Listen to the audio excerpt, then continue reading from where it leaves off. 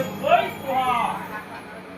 আর জোরে বলো, ও বিষ্ণু, বিষ্ণু নমঃ, অশ্বত্থ, অর্থ, বৈশাখ মাসে, কৃষ্ণ পক্ষে, অষ্টমাং তৃতীয়, মাতৃকরণী, সকল অধিবাসীবৃন্দ, যথা নামেন, যথা গোত্রস্য, দেবতার্মা, দেবী, কাশ্যপ গোত্রস্য, তোমার নাম বলো।